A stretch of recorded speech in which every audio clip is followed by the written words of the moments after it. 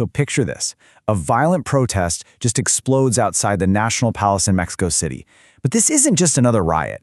No, this is a flashpoint in Mexico's brutal, ongoing war with its powerful drug cartels. And what it's really showing us is a deep crisis of sovereignty, security, and trust that is just tearing the nation apart at the seams. And this quote from a student protester right there in the thick of it just hits you, right? It cuts right to the heart of everything. This isn't just about being angry over one event.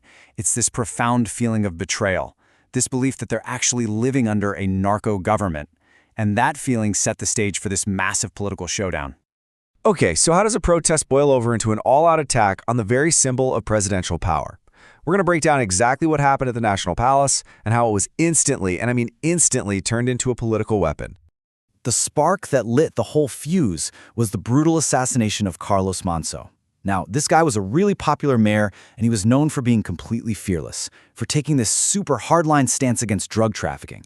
So his murder wasn't just another number, another statistic. For a lot of people, it was the absolute last straw. It was proof that no one was safe anymore, and that the government was truly losing its grip. Now, what's really fascinating here is the escalation you can see. Just look at the difference. In 2024, you had protesters ramming a door, demanding justice for missing students. Fast forward to November 2025, and the tactics are totally different. They're more direct, way more personal. You've got protesters literally tearing down barriers with their bare hands, attacking police with hammers. This is a whole different level of rage, and it's all fueled by this feeling that the cartels can get away with anything. And that rage? It had a staggering human cost.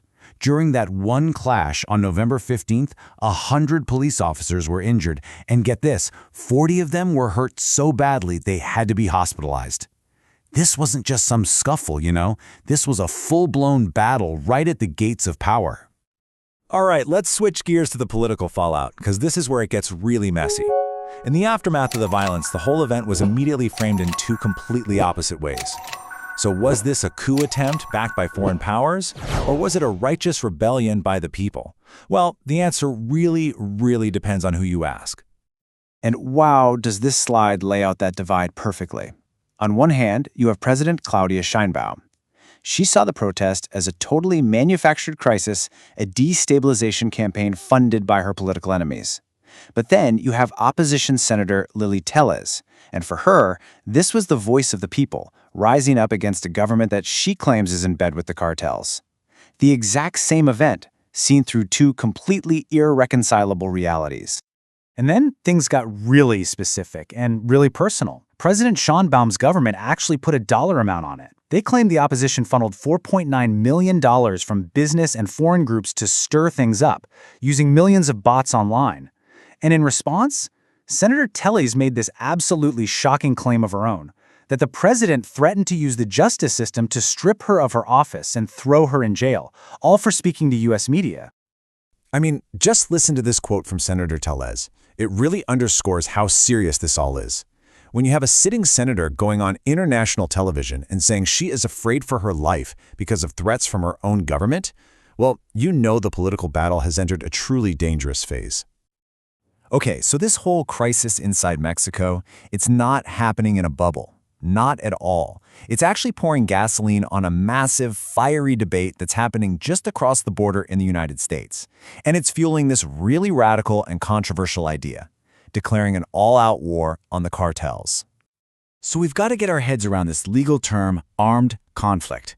This isn't just talk, it's a specific legal status. It's like flipping a switch.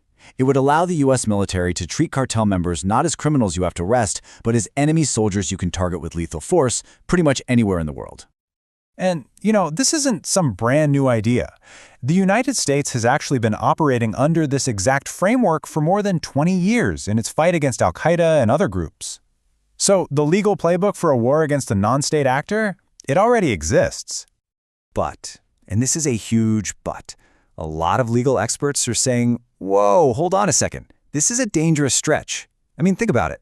Al-Qaeda explicitly declared war on the U.S. and carried out attacks that were clear acts of war. Now, are the cartels incredibly violent? Absolutely. But the legal case that they're waging war against the United States in that same specific legal way is, to put it mildly, highly debatable. And all of this, it brings us to the final high-stakes showdown. You have Mexico's internal crisis colliding with the U.S. debate over intervention. And what it's created is this incredibly tense geopolitical dilemma, all centered on one of the most sacred ideas in international relations, national sovereignty. I mean, it just doesn't get any more black and white than this. You could not find a clearer picture of the divide. On one side, President Sheinbaum draws an absolute red line: we will never allow the U.S. military on our territory, period. On the other side, you have Senator Tellez saying not only do we need U.S. help, but the majority of Mexicans would welcome it. It's a complete and total deadlock. So, the Mexican government's official position? They are digging in their heels big time. They're calling any talk of U.S. help treason, and they're pushing back hard. Their argument is that this is a shared problem. They're demanding the U.S. clean up its own house first, tackle its massive demand for drugs, and stop the endless flow of illegal guns that are arming the cartels in the first place. But what about the Mexican people themselves? Where do they stand in all this? Well, as you can see, they are a nation that is literally divided. A poll from Reforma shows the country is cut almost perfectly in half. 50% oppose U.S. collaboration, but a nearly equal 46% are actually in favor of it. So this isn't just some political debate happening in the Capitol, it's a reflection of a public that is completely torn between national pride and just sheer desperation. And that leaves us with this massive, critical question. When the chaos in one country spills over the border and becomes a direct threat to its neighbor, where do you draw the line? At what point does the sacred idea of national sovereignty have to bend to the reality of a shared crisis? There are just no easy answers here. Vemos una protesta violenta en la Ciudad de México y a simple vista podríamos pensar, bueno, un disturbio más, pero no. Si miramos de cerca, lo que vemos es el epicentro de un terremoto político, uno que está revelando las profundas grietas de una nación y un pulso geopolítico cada vez más tenso con su vecino del norte.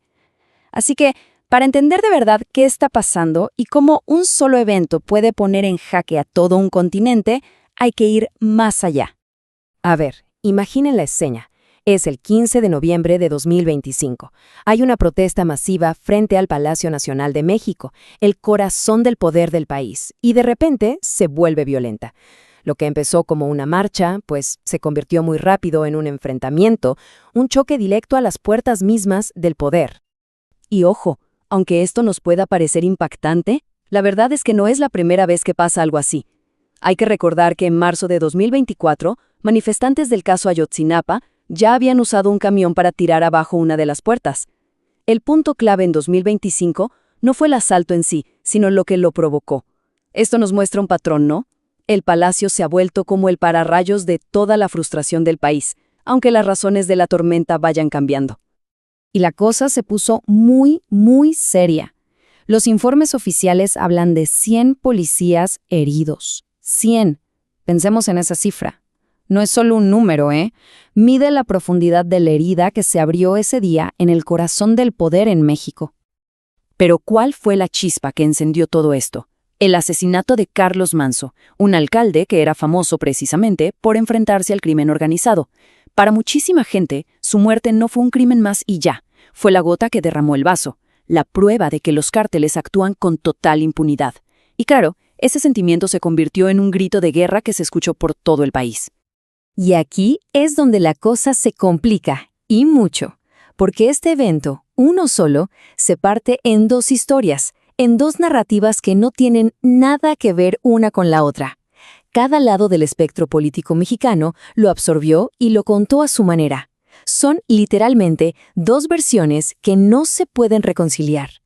Y quizá la acusación más fuerte de la oposición vino de la senadora Lili Telles, que es su voz más conocida fuera de México. Sus palabras no fueron una simple crítica, fueron una acusación directa y durísima, una supuesta alianza entre el gobierno y el crimen organizado.